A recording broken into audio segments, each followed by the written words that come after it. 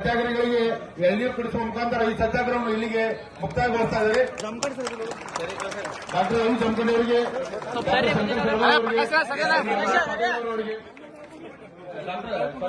ನಾರಾಯಣ ಪಾಟೀಲ್ ಅವರಿಗೆ, ಸಂಜಯ್ ಗುರುತಾರ್ ಅವರಿಗೆ, ಸಂಜಯ್ ಅಮ್ಮನಿಗೆ ಅವರಿಗೆ, ಮಹಾದೇವ್ ಬಾಪರ್ ಅವರಿಗೆ, ಇವರೆಲ್ಲರಿಗೂ ಎಳ್ನೀರು ಕುಡಿಸುವ ಮುಖಾಂತರ ಈ ಒಂದು ಉಪ ಸತ್ಯಾಗ್ರಹವನ್ನು ಇಲ್ಲಿಗೆ ಮುಕ್ತಾಯಗೊಳಿಸ್ತಾ ಇದ್ದಾರೆ.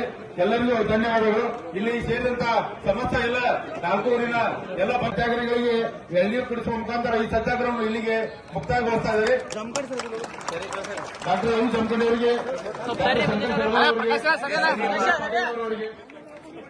ಡಾಕ್ಟರ್ ನಾರಾಯಣ ಪಾಟೀಲ್ ಅವರಿಗೆ, ಸಂಜಯ್ ಗುರುತಾರ್ ಅವರಿಗೆ, ಸಂಜಯ್ ಅಮ್ಮನಿಗೆ ಅವರಿಗೆ, ಮಹಾದೇವ್ ಬಾಪರ್ ಅವರಿಗೆ, ಇವರೆಲ್ಲರಿಗೂ ಎಳ್ನೀರು ಕುಡಿಸುವ ಮುಖಾಂತರ ಈ ಒಂದು ಉಪ ಸತ್ಯಾಗ್ರಹವನ್ನು ಇಲ್ಲಿಗೆ ಮುಕ್ತಾಯಗೊಳಿಸ್ತಾ ಇದ್ದಾರೆ.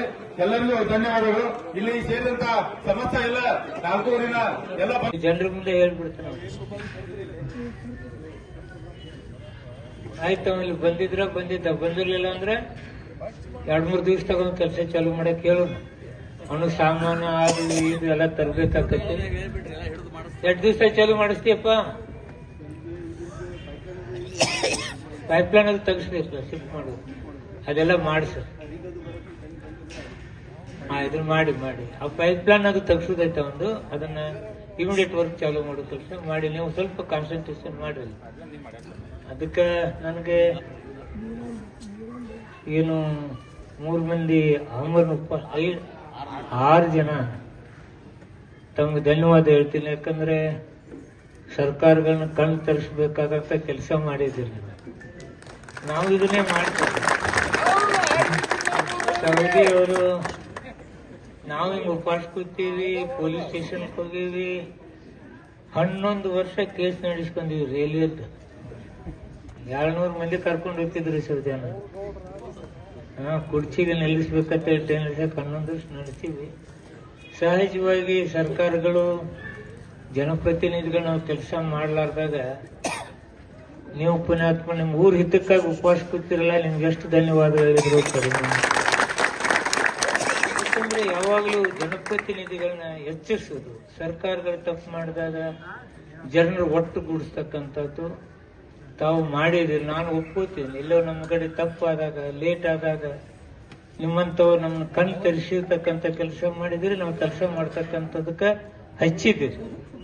ಅದಕ್ಕೆ ನಿಮ್ಗೆ ಧನ್ಯವಾದಗಳು. ನಾನು ನಿಮ್ಮಲ್ಲಿ ವಿನಂತಿ ಮಾಡ್ಕೋತಿದ್ದೀನಿ, ಎಲ್ಲರೂ ಜೊತೆಗೂಡಿಸ್ಕೊಂಡು ಈ ಕೆಲಸ ಮುಗಿಸೋದ್ರ ಕಡೆ ಗಮನ ಹರಿಸೋದು. ನಮ್ಮ ರಾಜಕಾರಣ ಇದ್ದೇ ಇರುತ್ತೆ. ಎಲೆಕ್ಷನ್ ಬಂದಾಗ ರಾಜಕಾರಣಗಳು ಮಾಡೋಣ. ನಿಮ್ ಪಕ್ಷದಾಗಿದೆ, ಯಾರ್ಯಾರು ನಿಂತವ್ರು, ಯಾವ ಪಕ್ಷ ಹೋಗ್ತಿರೋ, ಯಾವ ಪಕ್ಷ ಬರ್ತಿರೋ ಆ ಕಡೆ ಹೋಗೋಣ.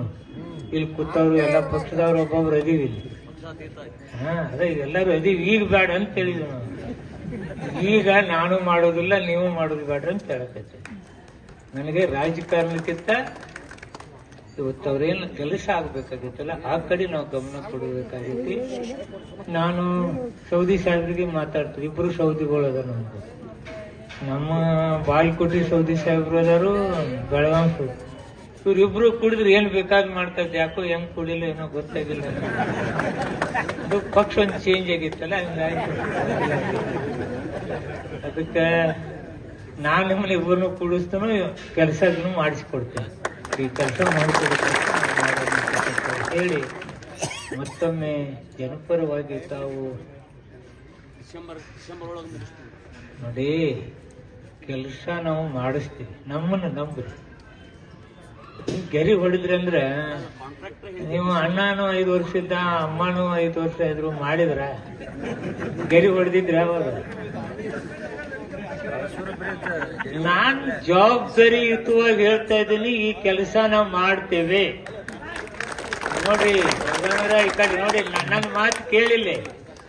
ನಾನು ಶಂಕರ್ ಅವರು, ನಾನು ಜವಾಬ್ದಾರಿಯುತವಾಗಿ ಹೇಳ್ತೀನಿ, ಕೆಲಸ ಮಾಡ್ತೇನೆ, ಮಾಡಿಸ್ತೇನೆ.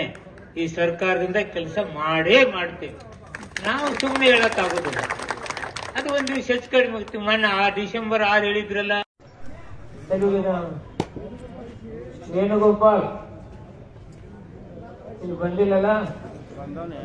ಆಯ್ತು, ಇಲ್ಲೆಲ್ಲ ನಾವು ಇಲ್ಲಿ ಜನರ ಮುಂದೆ ಹೇಳ್ಬಿಡ್ತೀವಿ. ಆಯ್ತು, ಇಲ್ಲಿ ಬಂದಿರ್ಲಿಲ್ಲ ಅಂದ್ರೆ 2-3 ದಿವಸ ತಗೊಂಡು ಕೆಲಸ ಚಾಲೂ ಮಾಡಕ್ ಹೇಳು. ಅವನು ಸಾಮಾನು ಅದು ಇದು ಎಲ್ಲ ತರಬೇಕಾಗ್ತೈತಿ. ಎಷ್ಟು ದಿವಸ ಚಾಲು ಮಾಡಿಸ್ತೀಯಪ್ಪ?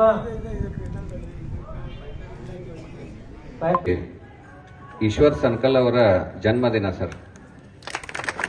ಅವರು ಹೇಳಿದ ಒಂದು ಮಾತನ್ನ ಈ ಸಂದರ್ಭದಲ್ಲಿ ಹೇಳಿಕ್ಕೆ ಇಚ್ಛಪಡ್ತೀನಿ ಸರ್. ಜಗವೆಲ್ಲ ನಗುತ್ತಿರಲಿ ಜಗದಳವು ನನಗಿರ್ಲಂತ ಹೇಳಿದಂತ ಊರು ಸರ್ ಇದು. ನಾವು ಅಷ್ಟು ಮುಗ್ಧರದೀವಿ, ಏನೂ ಕೇಳಾಕ ಬಯಸಂಗಿಲ್ಲ. ನಮ್ಮಲ್ಲಿ ಬಡತನ ಇದ್ದವರು ಬಡತನ ಅದನಿ ಅಂತ ಫೀಲಿಂಗ್ ಇಲ್ಲ ಅವ್ರಿಗೆ, ನಾ ಬಡವ ಅದನ್ನೇ ಅಂತ ಸರಿಯಾಗಿ ಫೀಲಿಂಗ್ ಇಲ್ಲ, ಅಷ್ಟು ಮುಗ್ಧರದೀವಿ. ಸೊ ಅದಕ್ಕೆ ನನಗೇನು ಅನ್ಸಾಗ್ತದೆ, ಕೆಲವೊಬ್ರು ಶ್ರೀಮಂತರು ಅದಾರ ಇಲ್ಲಿ, ಈ ಇಂಥ ಬಡರ ಜನರ ಮಧ್ಯೆ ನಾ ಶ್ರೀಮಂತ ಆಗಿ ಅವ್ರ ನಡುವೆ ಅಡ್ಡಾಡಿ ನಾ ಶ್ರೀಮಂತಿಕೆ ತೋರಿಸುವುದು ಎಷ್ಟು ಸಮಂಜಸ ಅಂತ ಹೇಳಿ ಒಂದು ಮನಸ್ಸಿಗೆ ಅವರೇ ನನಗೆ ಪ್ರೇರಣೆ ಅಂತ ಹೇಳಕ್ಕೆ ಈ ಸಂದರ್ಭದಲ್ಲಿ ಹೇಳ್ತೀನಿ ಸರ್.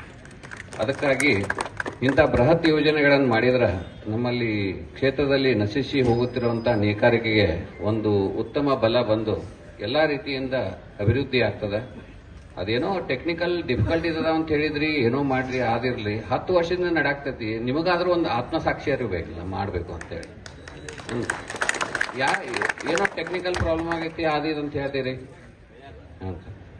ಆ ಆತ್ಮಸಾಕ್ಷಿಯಾಗಿ ದಯವಿಟ್ಟು ಬೇಗನೆ ಮುಗಿಸಿ ಕಾಮಗಾರಿಯನ್ನ ತ್ವರಿತವಾಗಿ ಮಾಡಿ ಅವರದ್ದು ಅದನ್ನ ಉಪಯೋಗ ಬಂತಂದ್ರೆ ಅವ್ರು ಎಲ್ಲರೂ ಶ್ರೀಮಂತರಾಗೋದನ್ನು ನೋಡಿ ನಾವು ನೀವೆಲ್ಲರೂ ಖುಷಿ ಪಡೋಣ ಅಂತ ಈ ಸಂದರ್ಭದಲ್ಲಿ ಹೇಳಿ, ಈ ಒಂದು ಪ್ರತಿಭಟನೆಗೆ ತಾವು ಬಹಳ ಬೆಂಬಲ ವ್ಯಕ್ತಪಡಿಸಿರಿ. ತ್ವರಿತದಲ್ಲಿ ಅದನ್ನ ಕಾಮಗಾರಿನ ಕೈಗೆತ್ತಿಕೊಂಡು ಮುಗಿಸ್ತು ಅಂತ ಹೇಳಿದಿರಿ. ಇನ್ನು ಮುಂದಿನ ನಿರ್ಧಾರ ನಾನಷ್ಟೇ ತಗೊಳ್ಳೋದಂಥದ್ದಿಲ್ಲ, ನಮ್ಮ ಮುಖಂಡರು ಎಲ್ಲರೂ ಸೇರಿ ಏನು ನಿರ್ಣಯ ಮಾಡ್ಯಾರಂತಂದು ಈ ಸಂದರ್ಭದಲ್ಲಿ ಕೇಳಿ ಮುಂದಿನ